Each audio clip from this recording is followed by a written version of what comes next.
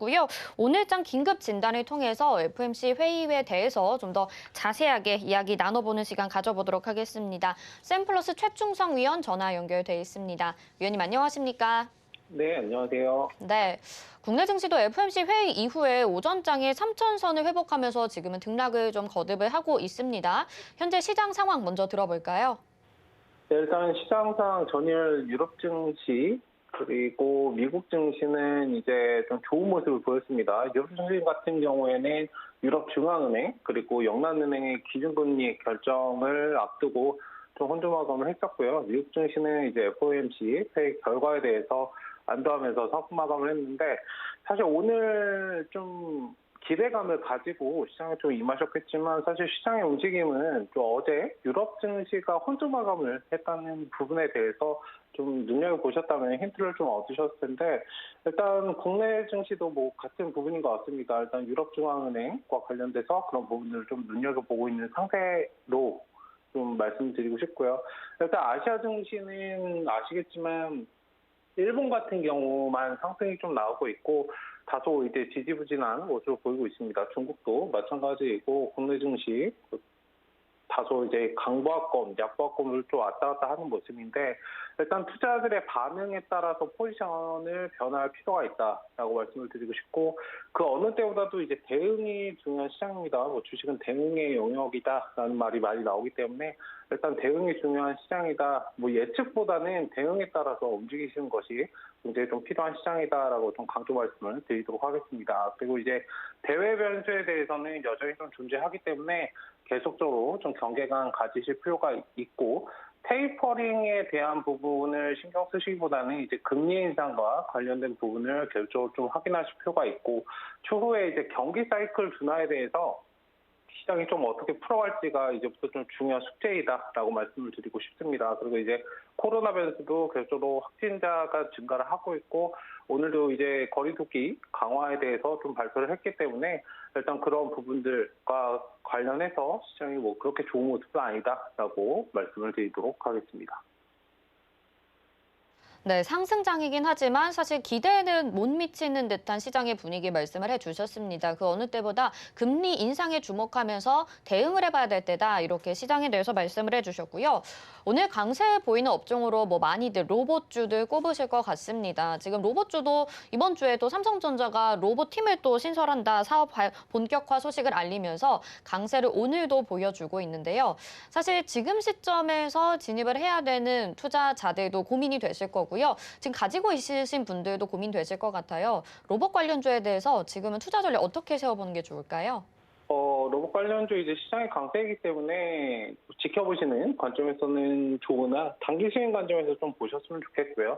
로봇 관련주 대부분이 이제 재무제표가 굉장히 좀 좋지 않아요. 그런 부분을 좀 확인을 하시고 인지를 하시고 재무제표를 좀 확인하시는 그런 것이 좀 필요한 전략이다라고 말씀드리고 싶고 일단 재무제표가 안 좋을 수 있는데 지속적으로 좀 증가가 되거나 영업이익 자체가 어느 정도 나아지는 그런 분위기 좀 파악하시는 것이 좋다라고 말씀을 드리도록 하겠습니다. 일단 로봇 관련해서 지금 갈리는 부분들이 굉장히 많은 것 같아요. 우려에 대한 목소리도 있고 삼성전자가 아무데나 투자하지 않는다라는 그런 부분이 좀 갈리고 있는데 일단 자체 산업과 관련돼서 이런 기업들 자체, 그 로봇 섹터에 대해서 말씀을 드리자면 대부분 이제 초기 진입 상태입니다. 근데 4차 산업과 관련돼서는 제가 좀 강조 말씀을 많이 드렸어요.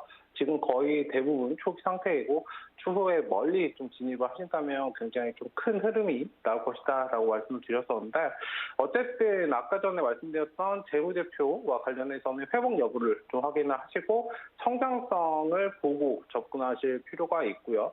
대기업들이 뭔가 돈을 지원해 주거나 뭐 정부에서 국책 사업으로 지정되는 그런 업체들을 좀 옥석 가리기를 잘 하시면 굉장히 좋을 것이다라고 말씀을 드리도록 하겠습니다. 일단 상승이 나오고 있으니까 일단 시장에서 반응이 나오는 그런 부분들을 한번 지켜보시고 너무 경계감을 가지실 필요는 없다라고 말씀을 드리도록 하겠습니다. 아까 전에도 말씀드렸듯이 대응의 영역이기 때문에 그런 부분을 한번 살펴보시고요.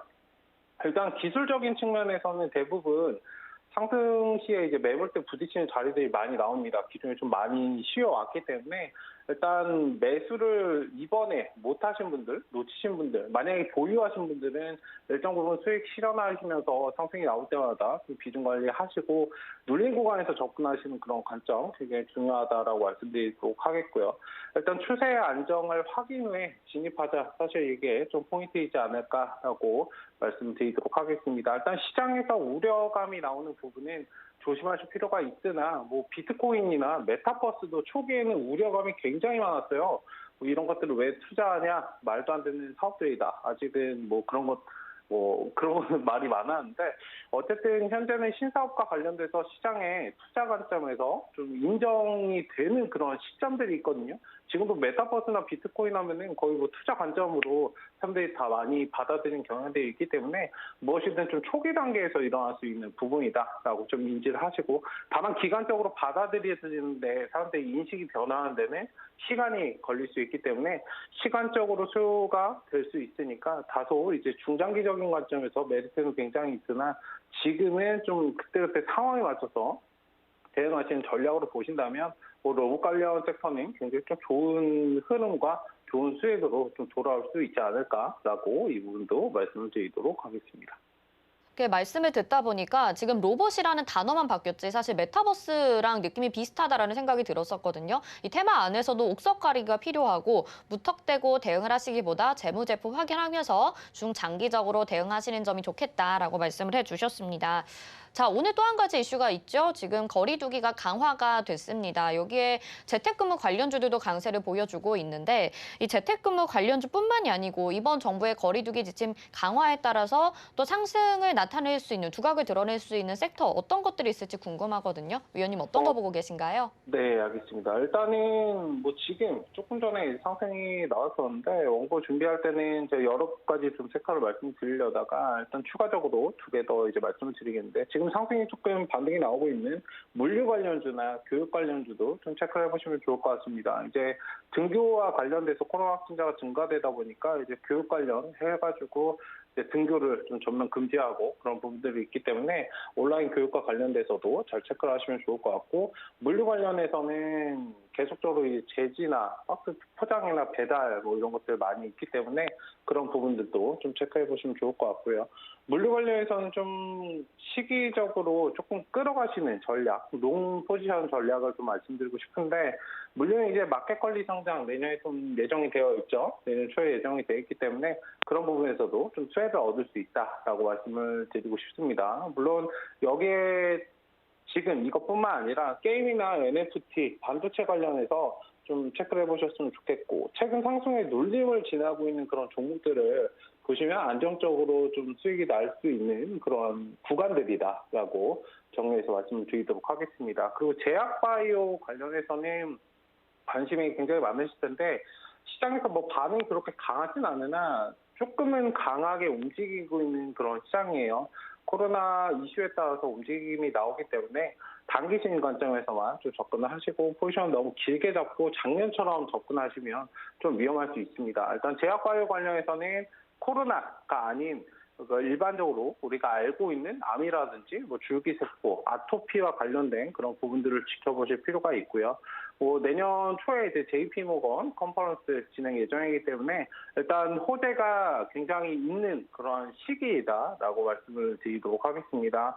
어쨌든 코로나 변수에 따라서 크게 반영은 되지 않고 있으나 기존 말씀드렸듯이 원초적으로 우리가 봤던 제약바이오 종목들 체크를 해보신다면 굉장히 좋을 것 같고, 한두 종목씩 이제 반응이 나오고 있어요. 최근에 이제 암 임상 시험이든 뭐 아토피와 관련돼서 이제 반응이 나왔던 그런 종목들이 있기 때문에 한두 종목씩 잘 체크를 해보신다면, 제약바이오에서도 옥석거리가 굉장히 좀 중요한 시기이다. 단순하게 이제 코로나 때문에 접근하시면 굉장히 좀 답답한 그런 흐름들이 될 수 있는데, 이런 부분들 한번 보시면 굉장히 폭발적으로 크게 좀 수익을 낼 수 있는 그런 기회이고, 상대적으로 사람들이 보지 않고 있기 때문에 저가 매수의 기회, 안정적으로 좀 모아갈 수 있는 그런 기회가 될 수 있는 그런 시장 상황이다라고 이 부분을 좀 말씀을 드리도록 하겠습니다.